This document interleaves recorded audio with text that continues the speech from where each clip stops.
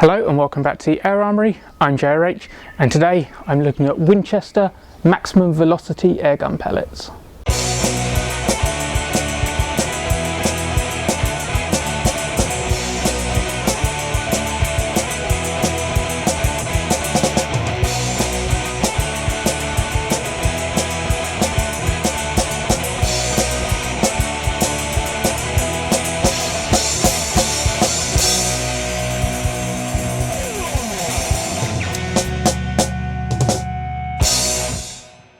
So everyone knows Winchester, or the Winchester Repeating Arms Company. They are, or at least they were, but I'll come back to that in a second, a massive US firearms manufacturer synonymous with classic lever action rifles such as the Model 1873, which was colloquially known as the gun that won the West.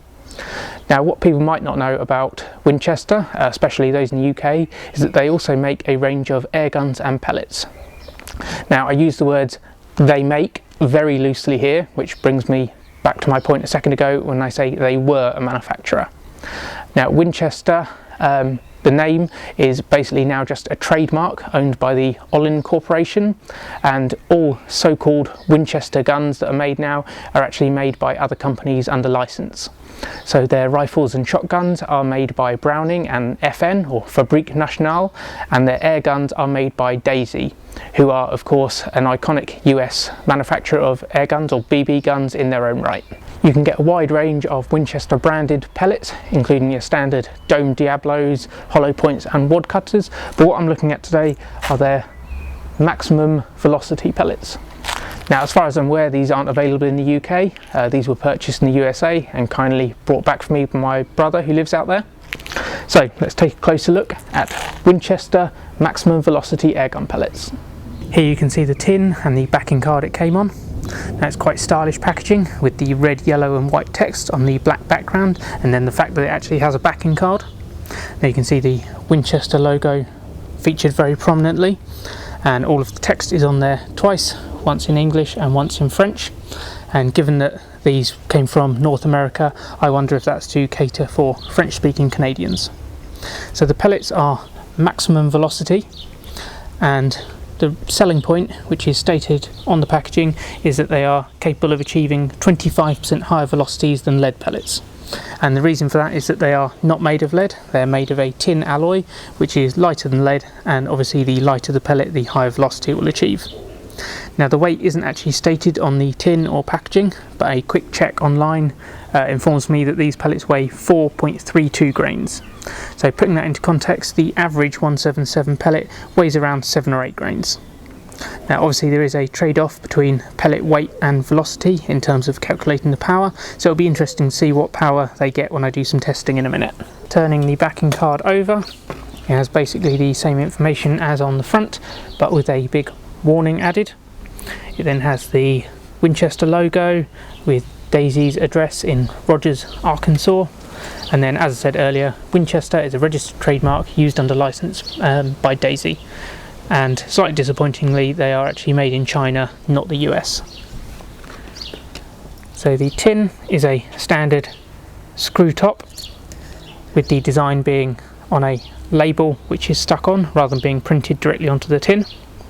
As I've already mentioned, these are in 177, which is the only calibre they're made in, and you get 250 pellets in a tin rather than the standard 500 you find in most conventional tins of 177s. Looking at the pellets themselves, they're a pretty normal looking round nose or domed Diablo style pellet, although they are a much shinier silver colour compared to regular lead pellets. They all look very uniform and well made with no obvious deformities. I'm now going to do some shooting with these pellets to test both their accuracy and their power, or more specifically their velocity, and I'll be comparing their performance against a good quality lead pellet, for which I'll be using these H&N Sport Barracuda match pellets. Now, those pellets weigh 10.65 grains, which is more than double the weight of the Winchester ones, and I've deliberately chosen quite a heavy pellet in order to give maximum contrast in velocity. So apart from the pellets, I'll be keeping everything else the same for the tests. I'll be using my Remington Express rifle with a Nico Sterling Mountmaster scope, and for the accuracy tests I'll be shooting at a distance of around 12 meters at one of these 14 centimetre square targets, and I'll do the accuracy test first, and I'll start with the H&N Sport pellets to lay down a benchmark.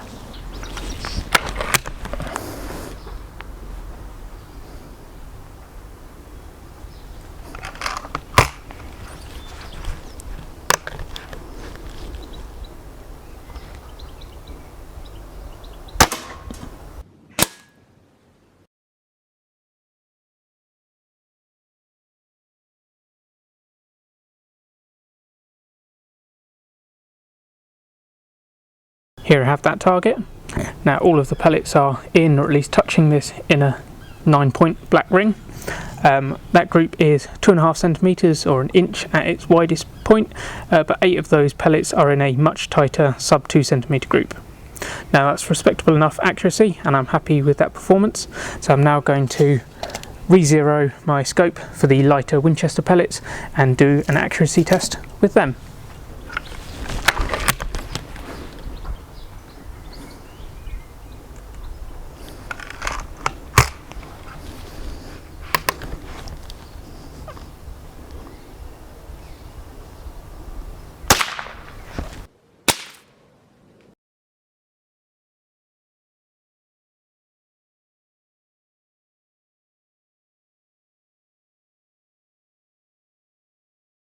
I don't know how well they sound, or more specifically the volume picked up on the camera, but these are really loud pellets, embarrassingly so in a residential garden. Now the Remington Express is quite a loud gun anyway, but with these pellets there is a particularly loud, definite audible crack when they're fired. I do have a theory about that, which I'll come back to in a minute. So let's first look at the target. It's very clear to see that it's not good news. The pellets are all over the place. The grouping of the pellets that hit the target is a massive 6.5 centimetres or just over 2.5 inches, but that isn't just because of one outlier. There's no real tight grouping within that, and one of the pellets didn't even hit the target at all. Now the poor accuracy also ties into my theory about the loud crack when the pellets are fired, and my suspicion is that these pellets are going supersonic, that is to say breaking the sound barrier. That would account for both the loud noise and the poor accuracy from what would look otherwise like good quality pellets. So to confirm that, I'll need to test them over the chronograph, but like with the accuracy test, I'll start with the H&N Sport pellets first.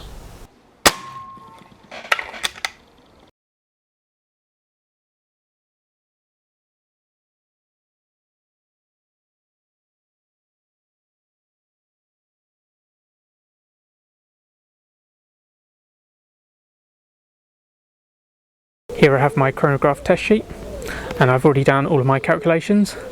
With those 10.65 grain H&N Sport Barracuda match pellets, I got an average velocity of 653.25 feet per second with a spread of 19.3 feet per second, the highest being 664 feet per second and the lowest being 644.7 feet per second.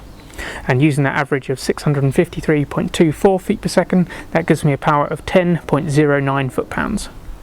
That's slightly lower power than I was expecting, but as I said earlier, there is a trade-off between pellet weight and velocity in terms of calculating the power, and these are particularly heavy for 177 pellets. It has a respectable enough spread of 19 feet per second, and I'm now going to test the Winchester pellets.